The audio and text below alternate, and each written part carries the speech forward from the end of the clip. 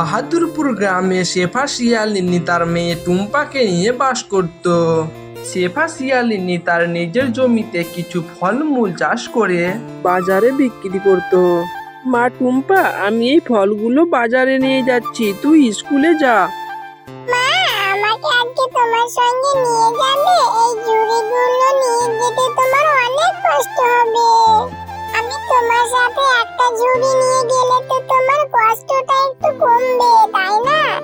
না রে টুম্পা, মা তুই স্কুলে চলে যা, তোর স্কুলে যাওয়ার সময় হয়ে গেছে। আমার সাথে তোকে এই ঝুড়িগুলো নিয়ে যেতে হবে না, এই ঝুড়িগুলো অনেক ভারী। আমার বয়ে বয়ে অভ্যাস হয়ে গেছে, তোকে এসব নিতে হবে না। তার চেয়ে বরং তুই লেখাপড়া কর, তুই লেখাপড়া করে অনেক বড় হবি, তারপর তুই চাকরি করবি। আমার মতন তোকে এত কষ্ট করতে হবে না রে টুম্পা। আচ্ছা ঠিক আছে মা, আমি তাহলে স্কুলে চলে যাচ্ছি। আর আমি লেখাপড়া করে যখন বড় কিছু করব, তখন তোমাকে ফল বিক্রি করতে দেব না মা। এরপর শেফা শিয়ালিনী তার ফলের ঝুড়ি নিয়ে বাজারে চলে যায় এবং টুম্পাও স্কুলে চলে যায়।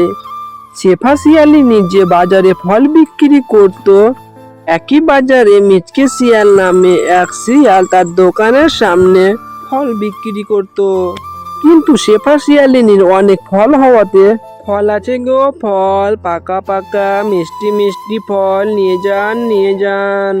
ও কাকিমা, এদিকে আসেন, আমার গাছের তরতাজা ফল দেখুন, এই মাত্র গাছ থেকে পেড়ে নিয়ে আসলাম, একবার খেয়ে দেখেন, বারবার খেতে মন চাইবে। এভাবেই ক্রেতারা শেফা শিয়ালের কাছ থেকে ফল নিয়ে যায়। আর এগুলো দেখে পাশে থাকা মিচকে শিয়াল অনেক হিংসা করতে থাকে। আরে, এই শেফা শিয়ালের কাছ থেকে সবাই ফল নিয়ে যাচ্ছে, আমি আজকে একটাও ফল বিক্রি করতে পারলাম না। এভাবে যদি চলতে থাকে তাহলে তো আমাকে না খেয়ে মরতে হবে, এর একটা ব্যবস্থা করতেই হবে। হ্যাঁ গো, তোমাকে সেই কবে থেকে বলছি আমাকে একটা শাড়ি কিনে দাও। জানো, অনলাইনে কত সুন্দর সুন্দর শাড়ি দেখেছি, একটা শাড়ি অর্ডার করে ফেলি। আরে বউ, তুমি আছো শাড়ি নিয়ে, কয়দিন পরে যে আমাদের না খেয়ে মরতে হবে। বাজারে তো কোনো খরিদ্দারই আমার কাছ থেকে ফল কিনে নিয়ে যায় না, সবাই শেফা শিয়ালিনীর কাছ থেকে ফল কিনে নিয়ে যায়। হ্যাঁ গো, তুমি এটা কি বলছো? এভাবে চলতে থাকলে যে আমার শাড়ি কেনার স্বপ্ন স্বপ্নই থেকে যাবে। ওই শেফা শিয়ালিনীর একটা কিছু করতেই হবে। তুমি গিয়ে ওই শেফা শিয়ালিনীর সব ফলের গাছগুলো কেটে ফেলো। হ্যাঁ বউ, তুমি কথাটা ঠিকই বলেছো, তাহলে আমি আজকে রাতেই যাব, গিয়ে শেফা শিয়ালিনীর সব ফলের গাছগুলো কেটে দিব। মা মা, এবছর আমাদের গাছের পেয়ারাগুলো অনেক সুস্বাদু এবং মিষ্টি হয়েছে। তুমি এই পেয়ারাগুলো বিক্রি করে আমাকে একটা নীল জামা কিনে দেবে? দিব দিব, কেন দিব না। এবছর আল্লাহ আমাদের গাছে অনেক পেয়ারা দিয়েছে, পেয়ারাগুলো খেতে অনেক সুস্বাদু, বাজারে বেচা কেনাও অনেক ভালো হচ্ছে। এবার যদি ভালো লাভ হয় তাহলে আমি তোকে একটা অনেক সুন্দর দেখে জামা কিনে দেব। আচ্ছা মা, তুমি আমাকে কয়টা পেয়ারা দিয়ে দাও, আমি আমার স্কুলের বন্ধুদের সবাইকে আমাদের পেয়ারা খাওয়াবো। দাও মা, দাও, আমায় দাও। আচ্ছা টুম্পা, আমি তোকে আজকে দেব না, অন্যদিন অনেকগুলো পেয়ারা দিব, দিয়ে তুই স্কুলে সবাই খাওয়াবি। চল এখন বাড়িতে চল। এরপর রাতের বেলা মিচকে শিয়াল শেফা শিয়ালিনীর পেয়ারা গাছগুলো সব কেটে রেখে দেয় এবং সে গাছগুলো কেটে কেটে শেফা শিয়ালিনীর বাড়ির পাশের পুকুরে সবগুলো ফেলে দেয়।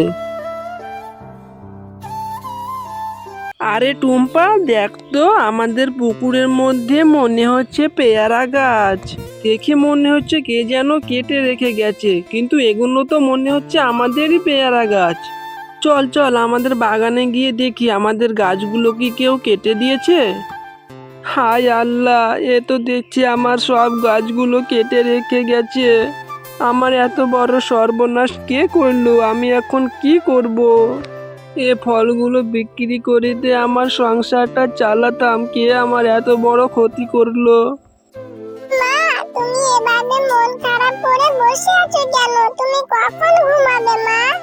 তোমার এরকম মন খারাপ দেখলে আমার ভীষণ কষ্ট হয়। আসো মা, আমরা দুজন মিলে ঘুমিয়ে পড়ি। হ্যাঁ রে মা, ঘুমাবো। আমি ভাবছি আমার গাছগুলো কে কেটে ফেললো এরম ভাবে, নিশ্চয়ই আমার সাথে কেউ শত্রুতা করছে। এখন কি করে ফল বিক্রি করব আর কিভাবে সংসার চালাবো রে টুম্পা? তুমি আর চিন্তা করো না মা, তুমি তো আমায় সব সময় বলো আমাদের সঙ্গে আল্লাহ আছে, তিনি নিশ্চয়ই আমাদের সাহায্য করবে। হ্যাঁ রে মা টুম্পা, নিশ্চয় আমাদের আল্লাহ কিছু ব্যবস্থা করে দেবে। এবার আয় আমরা ঘুমিয়ে পড়ি।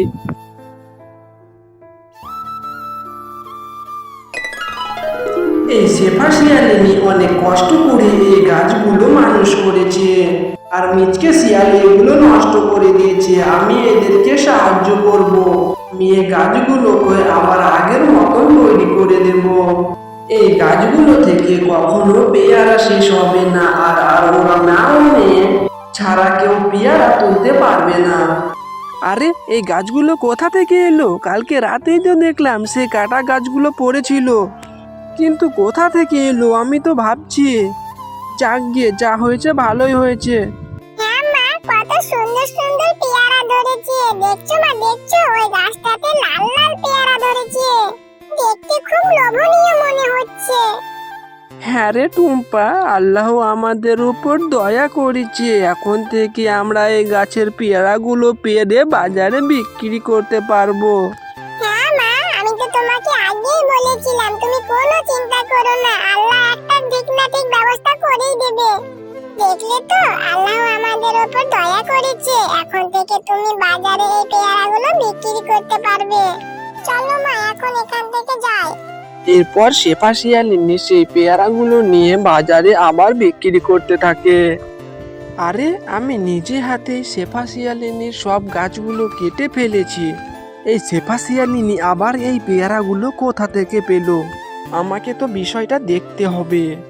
বউ, একটা বিষয় আমি ভেবেই পাচ্ছি না। এই শেফা শিয়ালিনীর পেয়ারা গাছগুলো আমি সব কেটে ফেলে দিয়েছি, কেটে কেটে সব পুকুরে ফেলে দিয়েছিলাম। আজকে দেখি শেফা শিয়ালিনী আবারও সেই পেয়ারা নিয়ে বাজারে এসেছে। এটা কি করে সম্ভব বউ? বুঝেছি বুঝেছি, তোমাকে নিয়ে আর কিছুই হবে না। আজকে রাতে তোমার সঙ্গে আমি যাব, তারপর গিয়ে দেখবো ওদের নিশ্চয় আরো অন্য কোথাও পেয়ারা বাগান আছে। হ্যাঁ গো, দেখো এই পুকুরে তো তুমি পেয়ারা গাছগুলো কেটে রেখে দিয়েছিলে, তো কিভাবে ভেসে আছে এই গাছ? এত সুন্দর সুন্দর পেয়ারা, লাল লাল পেয়ারা আমি জীবনেও দেখিনি। এটা কি করে হলো গো? তোমরা অনেক লোভী, তোমাদেরকে শাস্তি পেতে হবে। এই নাও। আহ আহ, আমাদের ছেড়ে দাও, আমরা আর কখনো এরকম কাজ করব না। আমাদের ক্ষমা করে দাও।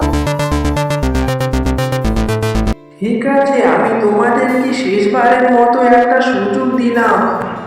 এরপরে যদি তোমরা আবারও এরকম কাজ করো তাহলে তোমরা অনেক শাস্তি পাবে। জাদুর পেয়ারা গাছ, আমি তোমায় কথা দিচ্ছি আমরা আর কখনো এরম কাজ করব না। আজ থেকে আমরা ভালো হয়ে যাব।